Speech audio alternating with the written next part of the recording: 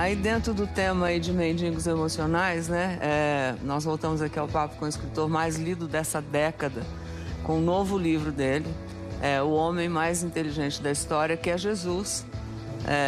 E aí eu soube que você não acreditava em Deus.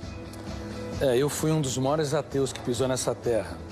Talvez fui mais ateu do que Nietzsche, que escreveu sobre a morte de Deus, do que Jean-Paul Sartre, do que Diderot, do que Marx, que considerava Deus o ópio que entorpece a humanidade.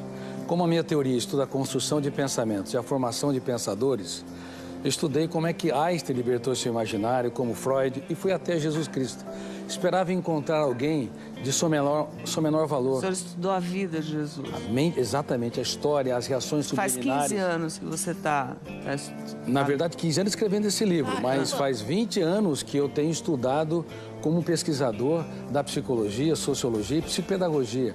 Eu fiquei perplexo, porque percebi que ele não cabe no imaginário humano. Eu me curvei humildemente à inteligência dele.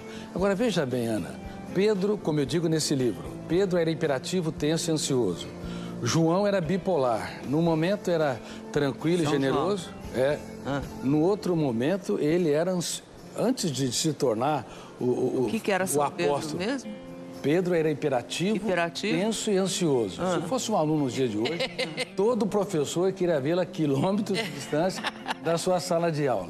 João flutuava. No momento era amoroso, no outro queria destruir aqueles que não andavam com Jesus.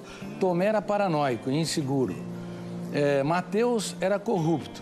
Talvez, se tivesse nos dias de hoje, quem sabe estaria até na Lava Jato. E Judas, o que era? E Judas Iscariotes era dissimulador.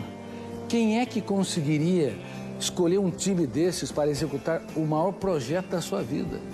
Mas, por incrível que pareça, para espanto das ciências, ele transformava pedras brutas em obras-primas. E eu fui às lágrimas ao perceber o que esses jovens eram antes e no que eles se tornaram. Foram apóstolos da sabedoria, da generosidade, da sensibilidade. Graças ao carinho, ao amor, ao e à afeto, dedicação de como Jesus. aquela professora e muito mais. Ele não teve medo de chorar diante deles. Um grande mestre é capaz de falar dos dias mais tristes da sua vida, para os seus alunos aprender a escrever os capítulos mais importantes de sua história, dos momentos mais dramáticos. Ora, quem era o homem, Jesus, que você descobriu através de longos anos de estudos? Bom, ele foi de fato, como eu estou dizendo, o homem mais inteligente da história.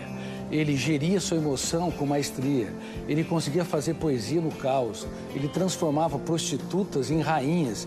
Nós vimos aquele exemplo daquele jovem machucando a sua namorada. Ele era tão generoso que era capaz de transformar quem estava à margem da sociedade num príncipe ou numa princesa. E eu me perguntava, que homem era este? Inclusive, quando Judas o beija, ele fala, amigo, para que vieste? Que homem era esse que dava tudo que tinha para aqueles que pouco tinham?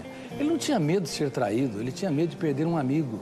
Portanto, quando eu estudei a mente dele, eu me curvei, como eu disse, humildemente à sua inteligência e percebi que ele não cabe no imaginário humano. Ele tem de ter sido real. Mas eu não defendo uma religião. Especial. Eu não defendo uma religião. Mas o senhor passou a acreditar em Deus. Passei a acreditar em Deus, me tornei um cristão sem fronteiras.